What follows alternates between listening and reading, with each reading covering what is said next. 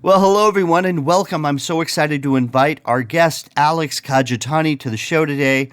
And Alex is let's go through this resume, okay? Well, he was a master teacher for years. In 2009, he was the Teacher of the Year recipient. He's the author of several books, including Own It: Proven Strategies to Ace and Embrace Teaching, Inspiration for Teachers, Teacher of the Year Handbook, something that I think is amazing. I know a little bit about. It's called Multiplication Nation. You should check that out online. He's been honored at the White House and featured on CBS. He's a keynote speaker. He's an author. He works a lot with educators and teachers and administrators to help them with tools they can really use to help change kids' lives for the better. Welcome to the next 24 hours, where I'm going to give you real information you can really use to transform your life and work one day at a time. I'll be your host, Curtis Zimmerman.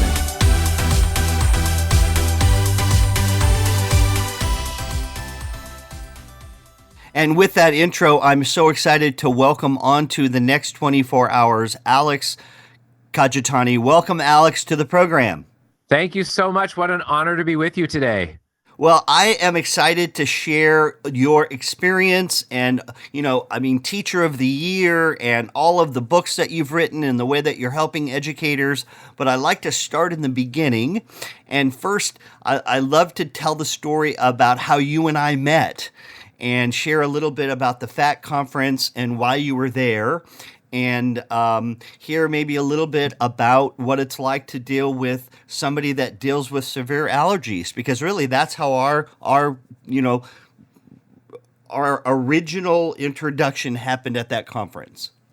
Yeah, that was really a magical weekend for my daughter and I. We hadn't really done much traveling. Both of my children, I have 11 and 14-year-old daughters.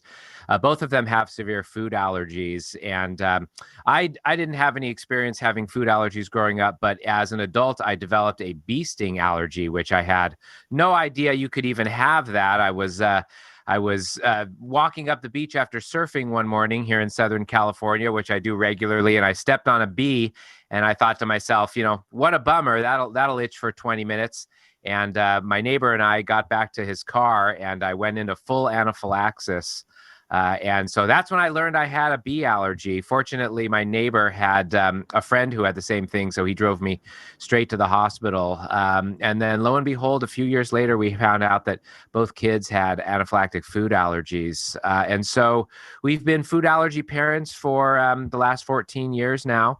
And this year, with my oldest daughter becoming a teenager, we decided to get on the plane and make our way to Chicago to, get her around other kids her age who were dealing with the same thing. And I was really looking forward to meeting a lot of parents who were having the same experiences and different experiences as well. And we had a great time going to Chicago and being a part of the conference. But that very first night, everybody's nervous and not sure what's going to happen. And they bring in this amazingly wonderful speaker. And it was you. And as we were all doing our juggling and dropping the balls quite a bit, I thought, man, I really like to be friends with that guy. And next day, I think we had lunch together and have been good friends ever since. Wow. It was one of those events, and I know you're a speaker, and I know you do lots of events, and it's one of those kind of events I've been doing for years, and you become part of the family of everyone there. And when you and I started talking, you were telling me your backstory, well, I got really excited, and then we were able to keep communicating, and I have to tell you that the whole pandemic and everything with social distancing and everything with homeschooling, you've been such a resource for me, and I've called you several times dealing with my own teenagers and how to navigate. So I just want to say thank you for your friendship, but more importantly, thank you for your knowledge. And that's when I'm so excited that hopefully today we can share. So anyone that's listening, if you are a teacher, if you're a principal, if you're an administrator, if you're a superintendent, this is going to be great for you.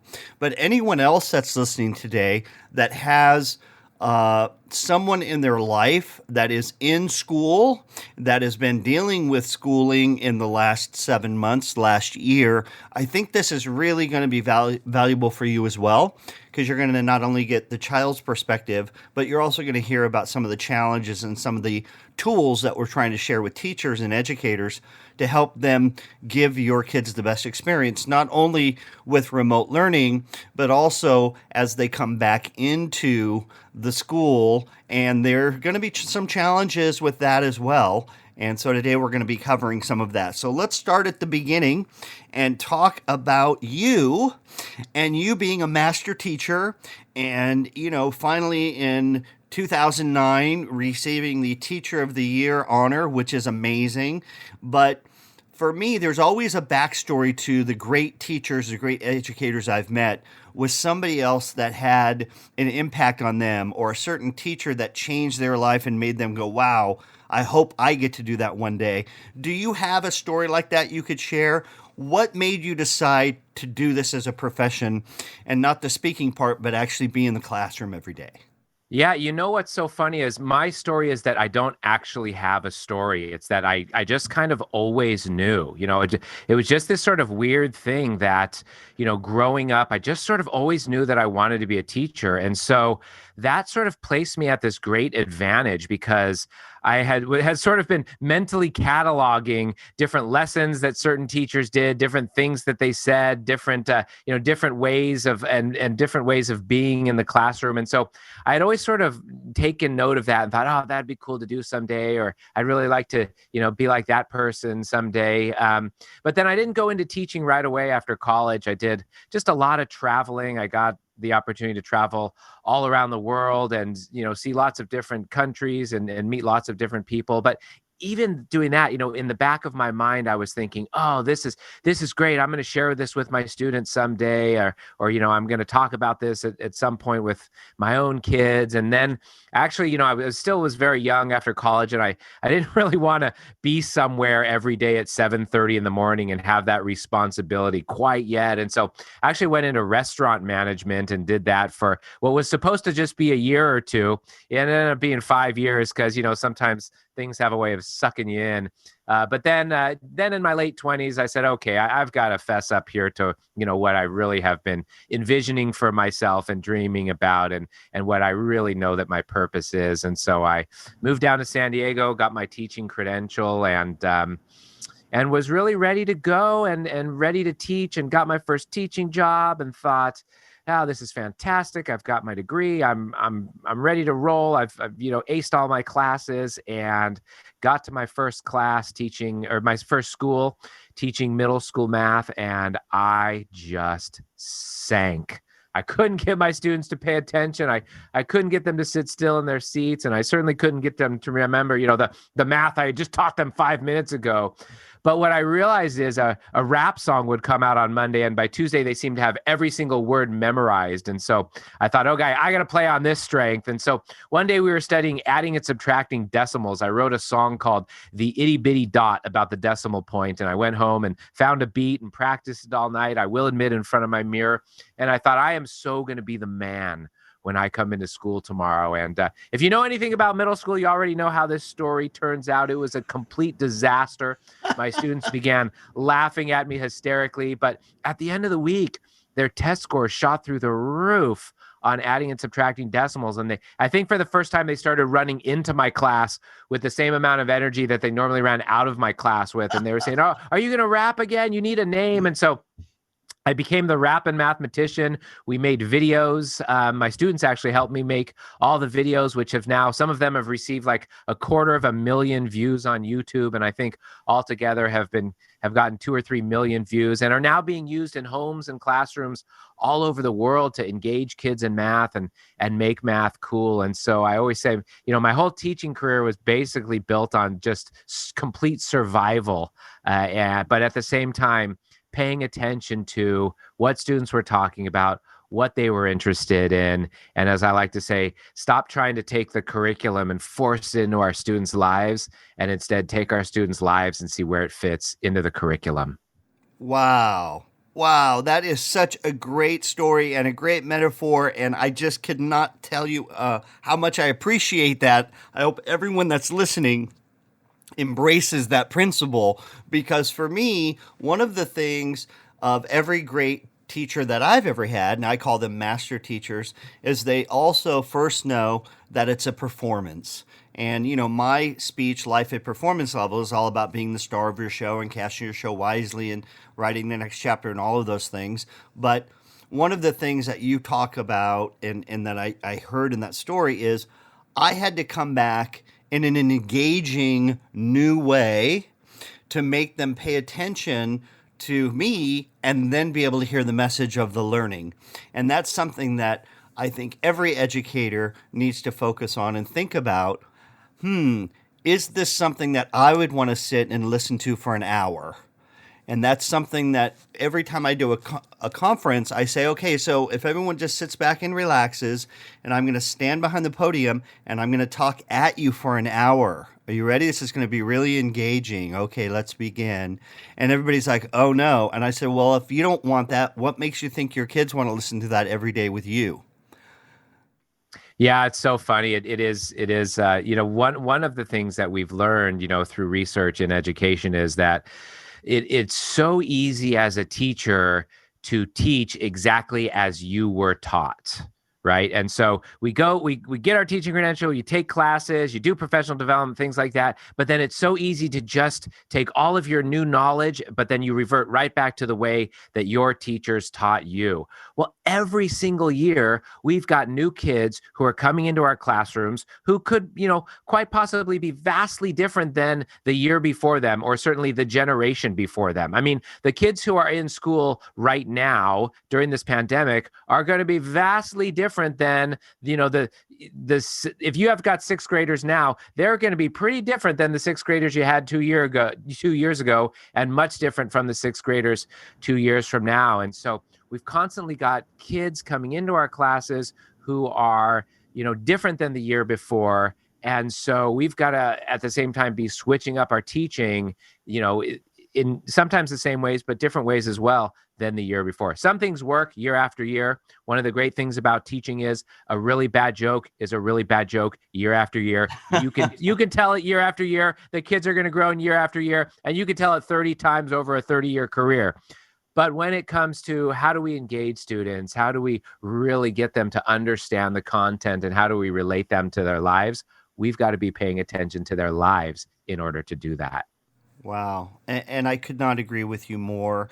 And I know that with the shifting now with the pandemic and lockdowns and online learning and remote learning and hybrid, where you go in for 2 days and you're home one day, and as parents, what I'm focusing on is the experience that my three teenagers are having.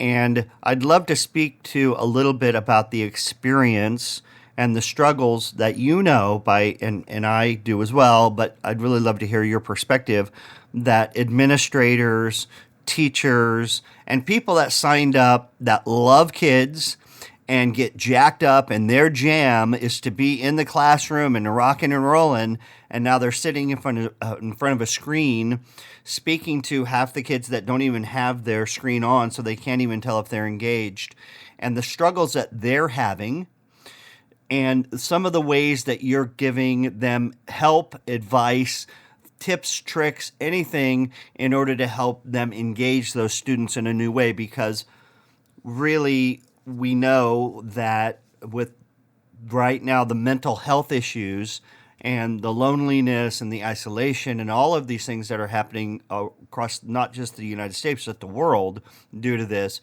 that as an educator, it's great that they have the knowledge, but it's also really great that they're valued and they feel a connection with you as a teacher.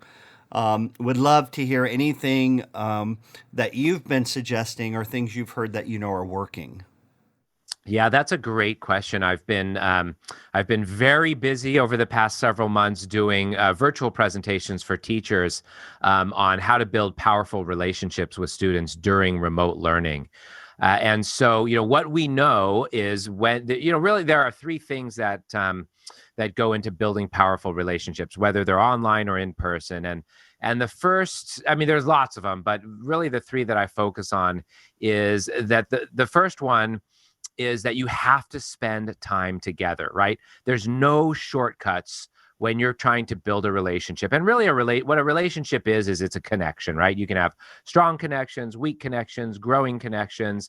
But if you really want to build that powerful connection, you have to spend some time together. Now, it does not need to be in a room under the same roof or, in the same building. It can be online, but you've got to spend some live time together.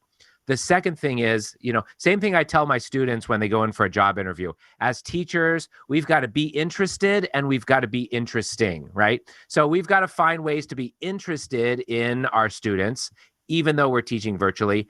And we've got to find ways to be interesting people or show them that we are the interesting people that we know we are. Because, what we also know, 80% of all body language is nonverbal. So our students are used to seeing us buzz around the classroom, and they're used to seeing our posture and our stances and our mannerisms, and they're used to seeing us in the lunchroom and around campus and on the playground. Suddenly what they see is this 12 by 15 square inch screen. And our students are wondering, like, who is this person, right?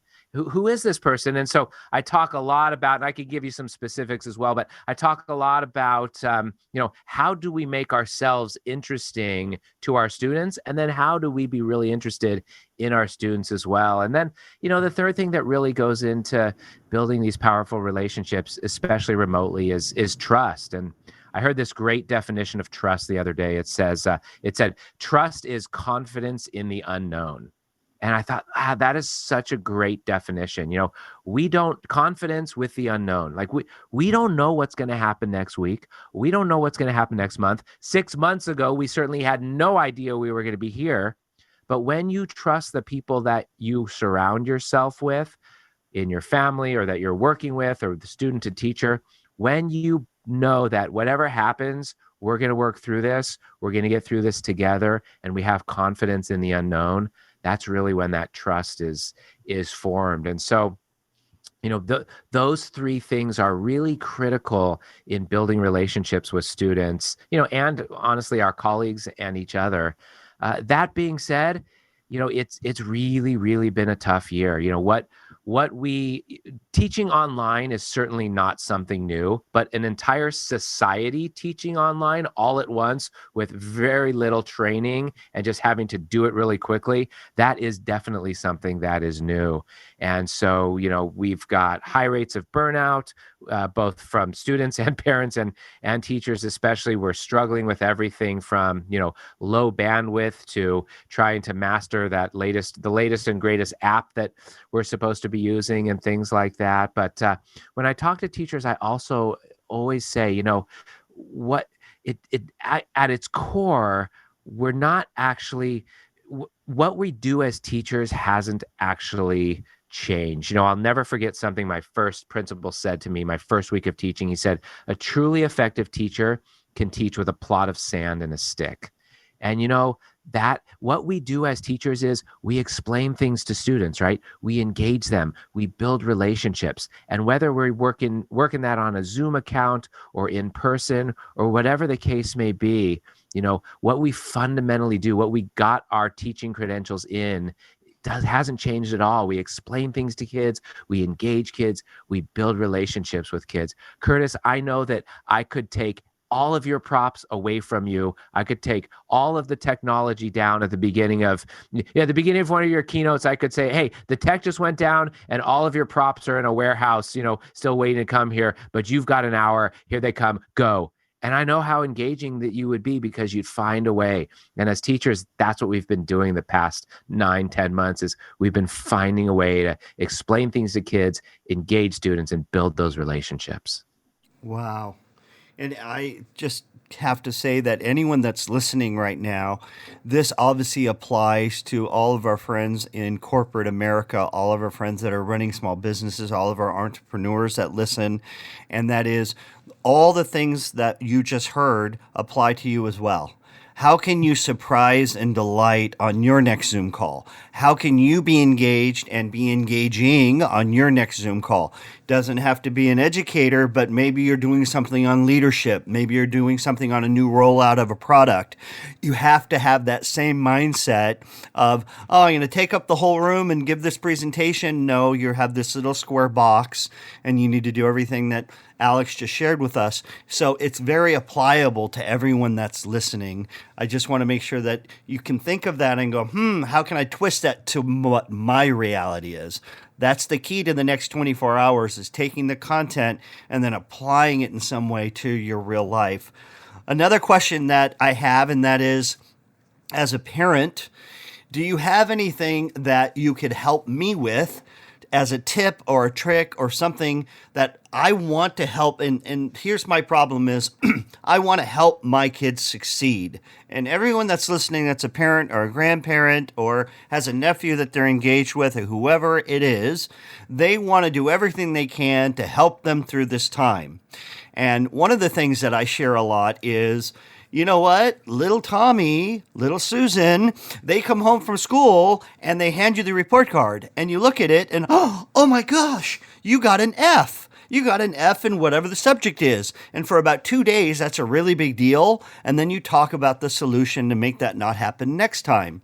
Well, right now, as a parent, I'm able to look every 5 minutes, every other hour. I can see how much time you are on. I can see how you're doing all along the way.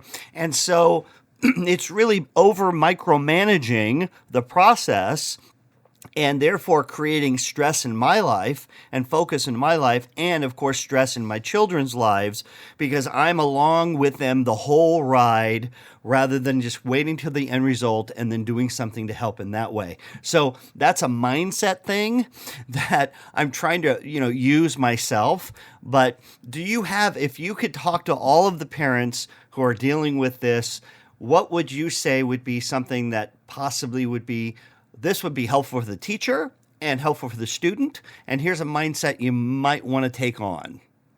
Yeah, that's a great question. And I think that happens to all of us as parents is we get caught up in what's happening right in front of us right now today on the screen, right? Or we get caught up in that one assignment that did or didn't get turned in or things like that. And so what I encourage us to do as parents, and as teachers is kind of take a step back here and look at, what the bigger picture is and could be, right? And what I like to say is think of things in terms of, wouldn't it be great if, right? I mean, let's be honest here. What we're doing as teachers and as parents has never been done before, right? Like we're teaching history while we're making history. And like we, with the vaccinations and things, like we are currently teaching science, like while we are a part of science.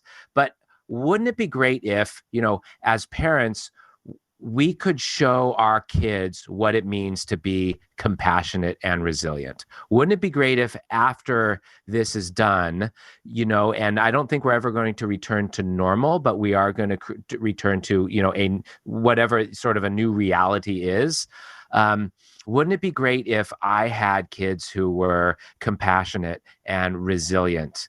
One of the things that we're sort of missing, I think, with educating online is we're teaching. The kids are, we're sort of, we sometimes have fallen into this trap where we've gone, okay, how do we take the old reality of school and put it online?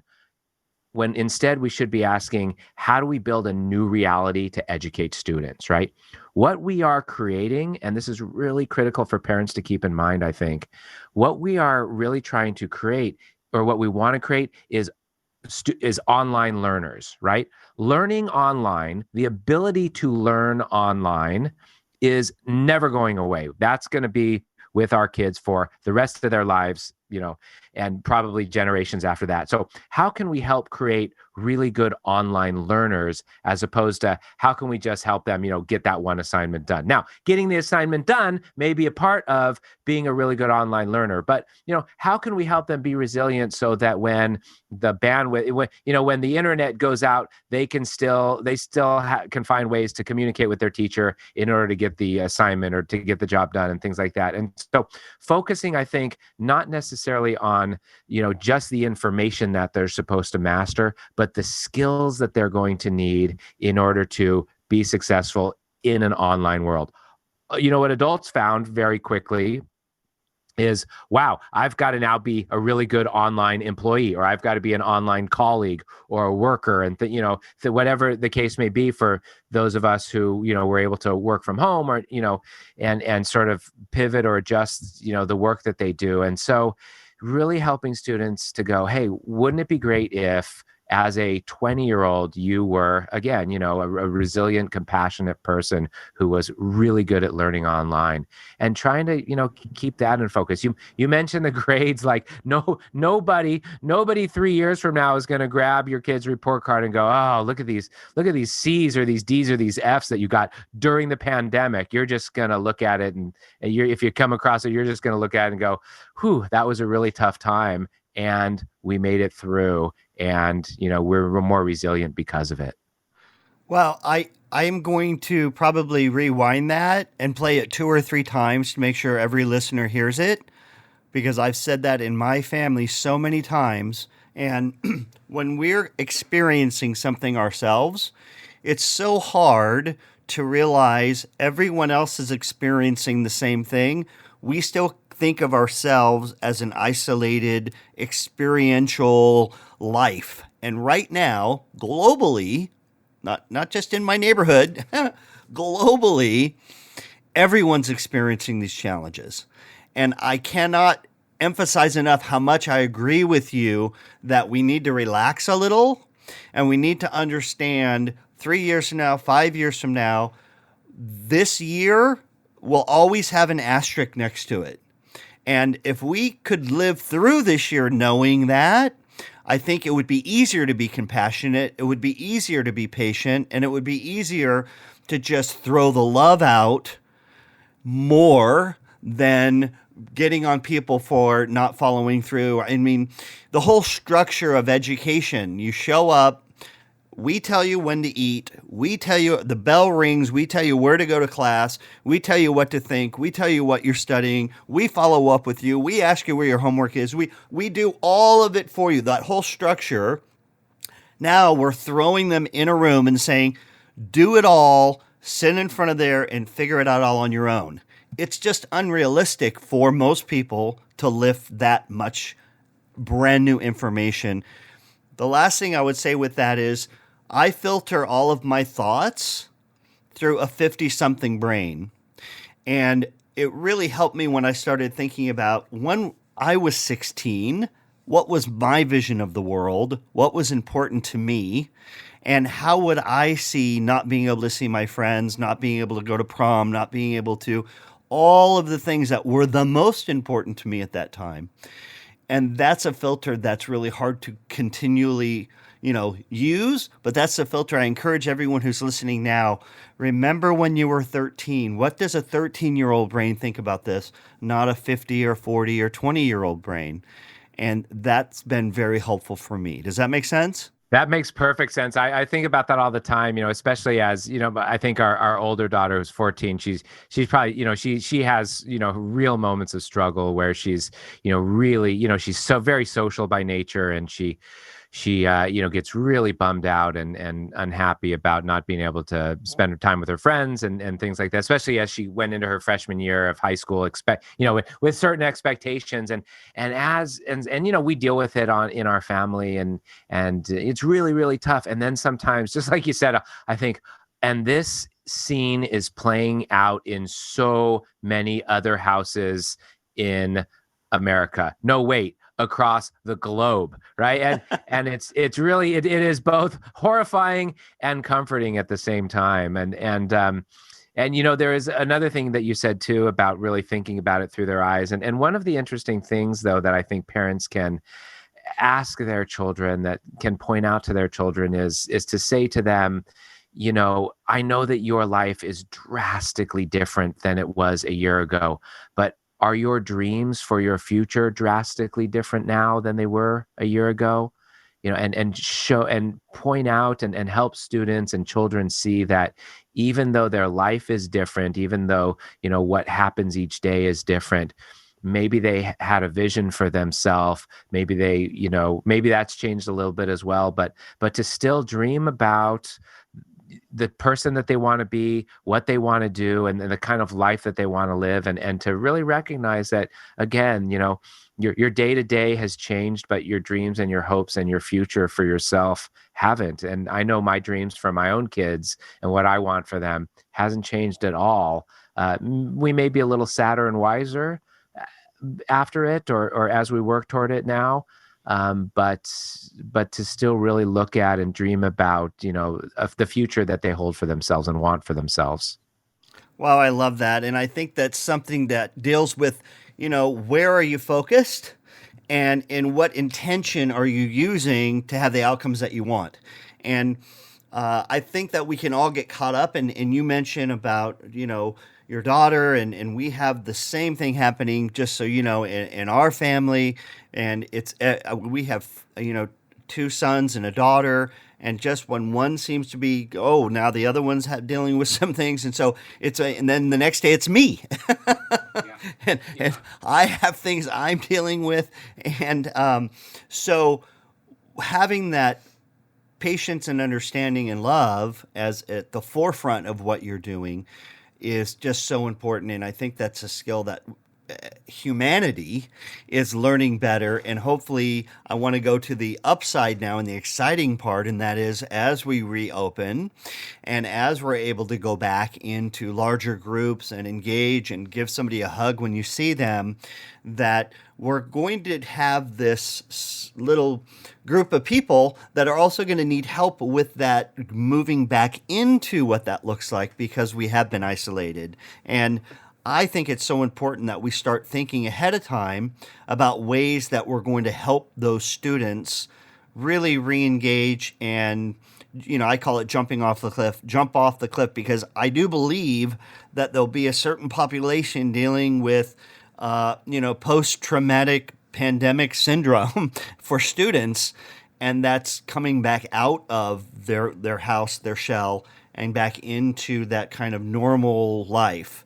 And is that anything that you've had any conversations with teachers or administrators or school districts on ways we can really help those kids reintegrate themselves back into the community of school?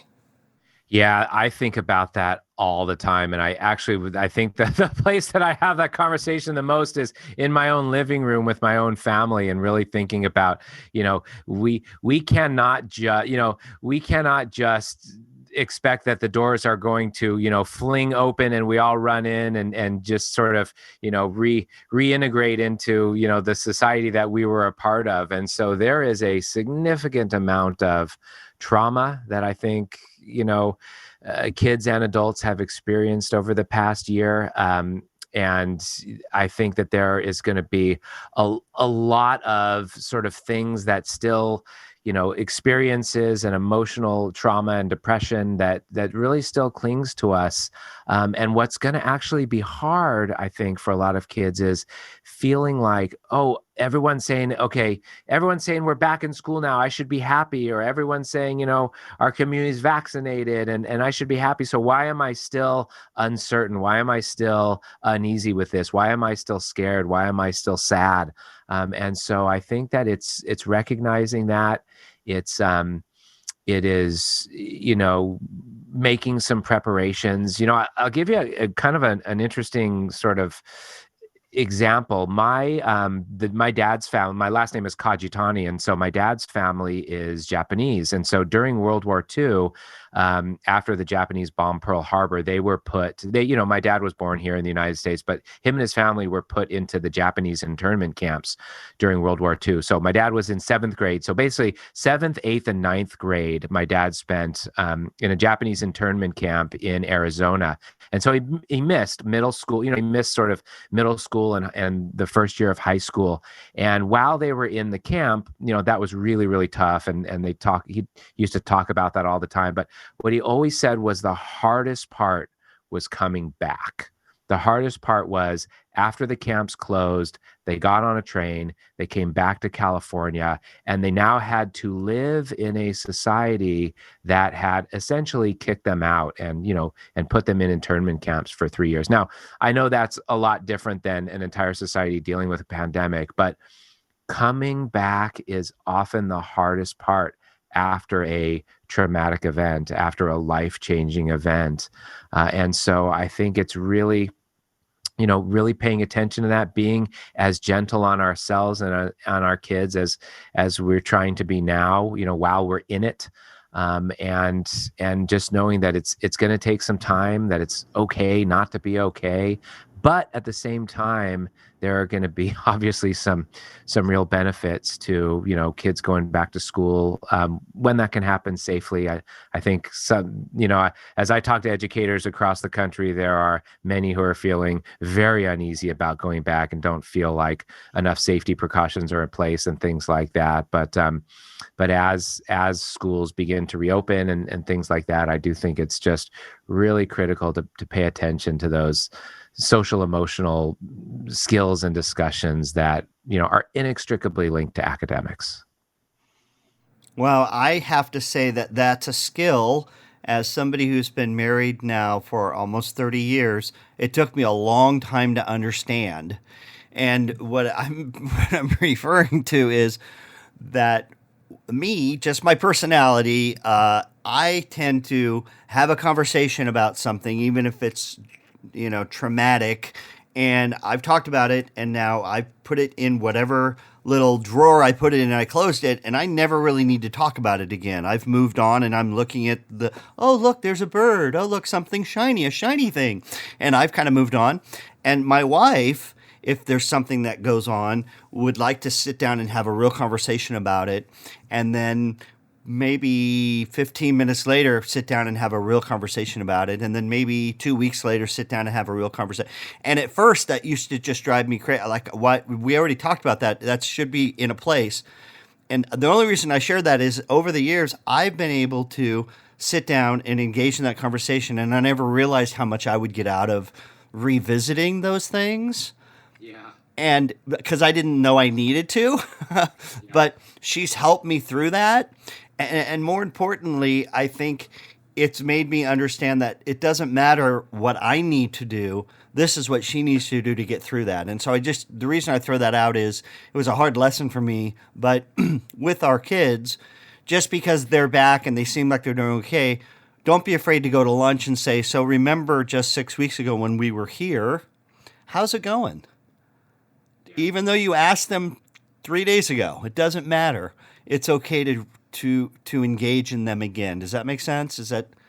Oh yeah, absolutely. And I think that's what I think, obviously I'd like to get through this as quickly as possible. Do I ever want to forget it though? No, never. I think about my own grandparents and the way that they would talk about, living through the Depression, and, obviously I'm sure they would wish that they didn't have to.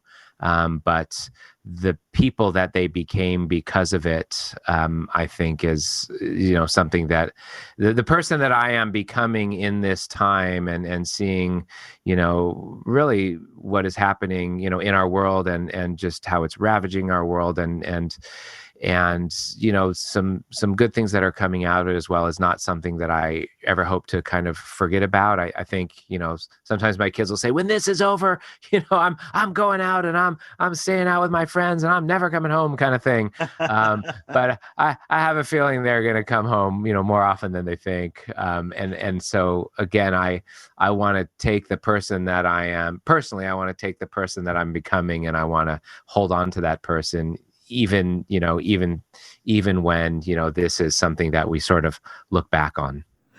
That is so great. And I have to tell you, I hear a lot of parents say the same thing.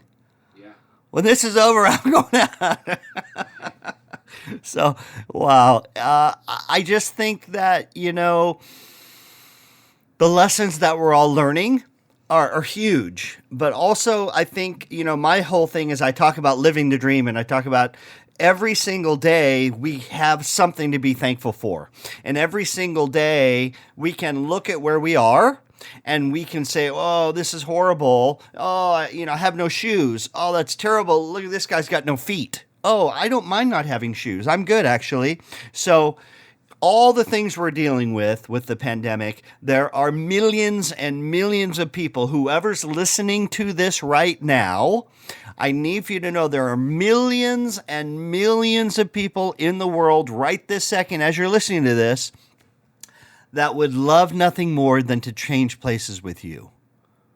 They would do anything to live with what you're dealing with the pandemic compared to what they're dealing with the pandemic. Believe me, that's true. So I share that because I also need to, we need to also take a breath and go, wow, I can still thrive. I can not only survive, but I can really thrive through this. And I can take all the knowledge that I have, and I can take all the experiences and the deeper relationships that I have with the people I love the most. And the time I got to spend with them is more than my parents were able to do in the 15 years that I was growing up. They've been able to spend with me in the last 9-10 months. So there are some upsides. And one of the things I love to ask educators and I love to ask students is, tell me 3 positive things that you're taking away from the time that we dealt with the pandemic. And I want to ask you that. What would you say 3 positive things are that you're taking away, mindsets or relationships or from the pandemic? And also, what would you hope your kids would say about what they're taking away positively from the time that we spent in lockdown and dealing with this? Because if we can answer that and think of that question, we can make sure that we're answering that in a positive way to allow them to answer that. Like, oh, I got to know my dad in a deeper way, and I love him in a new way I never knew before.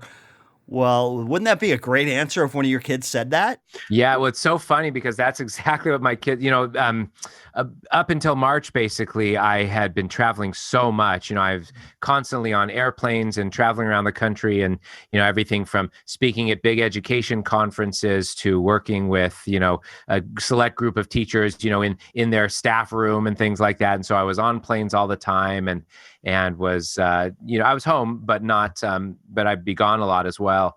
And just the other day, one of my kids said, I hate this pandemic, but I have to say, I love having you home, Dad. And you're there in the mornings and things like that. And then they kind of leaned over and whispered, and Mom's so much calmer when you're home.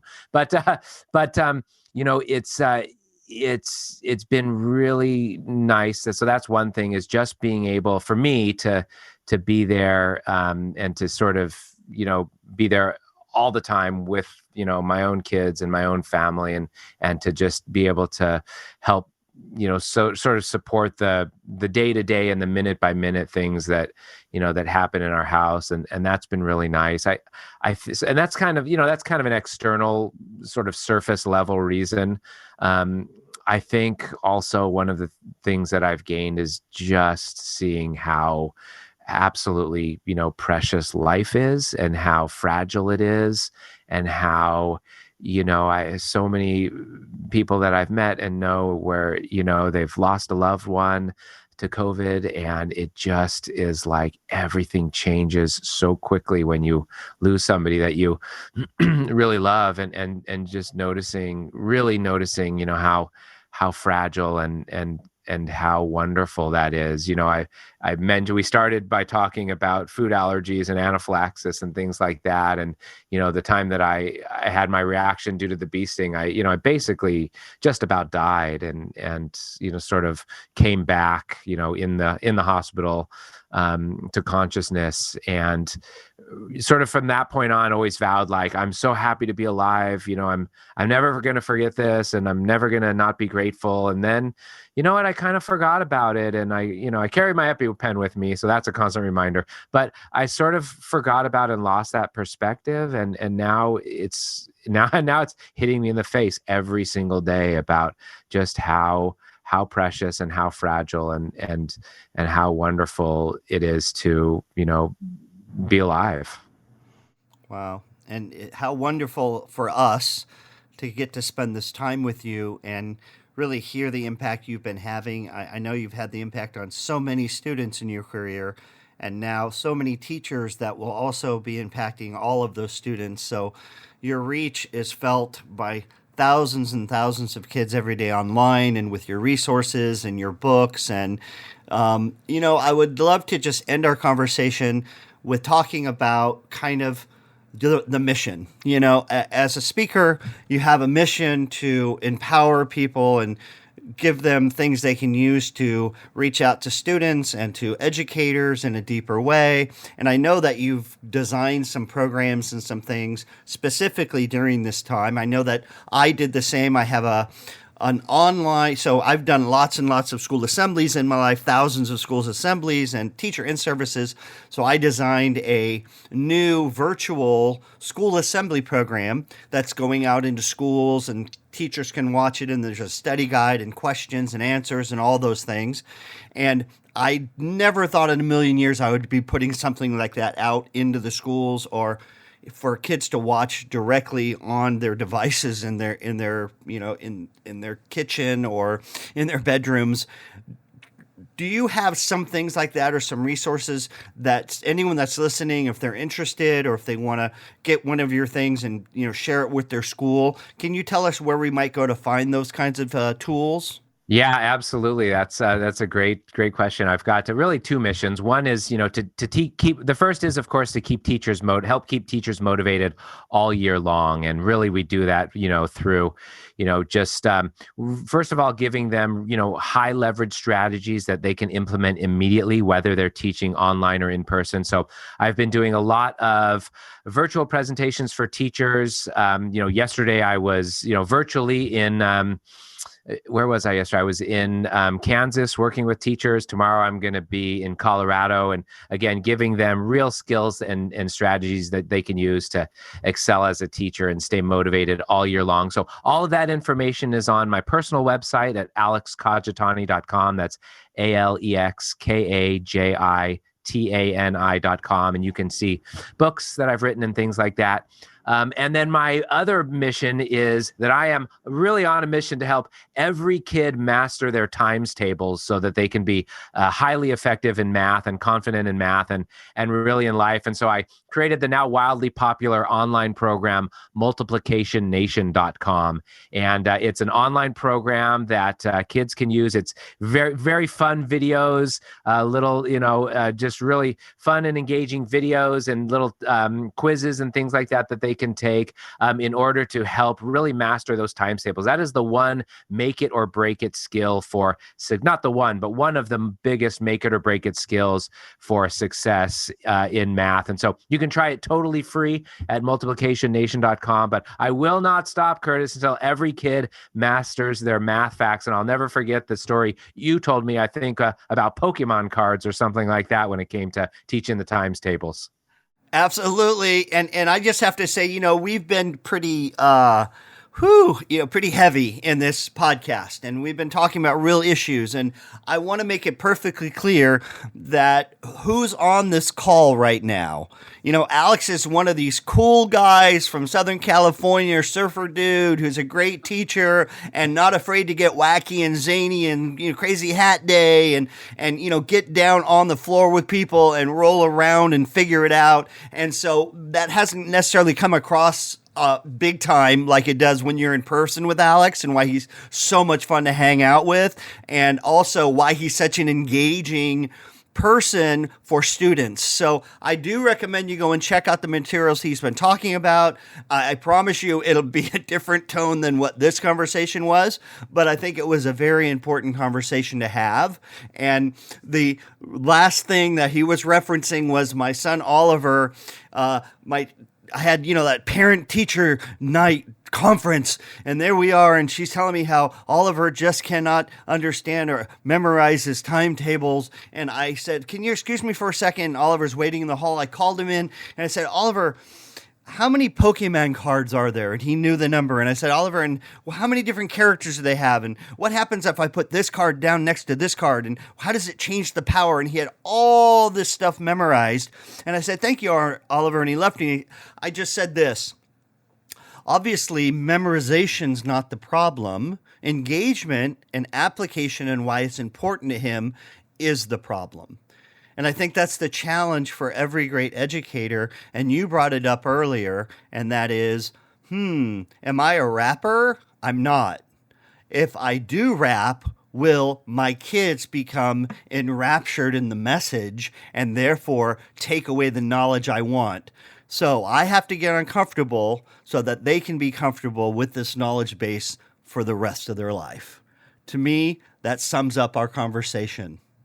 There it is. It's been such a pleasure. Thank you so much for having me on, Curtis. And I'm a big fan. And thanks for just keeping all of us inspired day after day. Well, thank you, Alex. And I can't tell you how much I look forward to seeing you in person and, be the recipient of one of those amazing hugs, man. Have a great day. Thank you. Too. I'll be there. Thanks, everybody. Wow, how wonderful to spend time with Alex. He really got me thinking about the 24-hour challenge. And the 24-hour challenge actually is going to be a two-parter. First, I want you to tell somebody the 2 or 3 things that are positive that you're going to be taking out of the time we all spent with the pandemic. The second part is I want you to ask 3 other people one thing that they would say that has been a positive influence, a positive reminder, or something positive they're taking out of the time we all dealt with globally this pandemic. That is the 24-hour challenge. Go and do it. You have 24 hours to execute your mission. Thank you so much for spending time with myself and Alex. And of course, keep living the dream.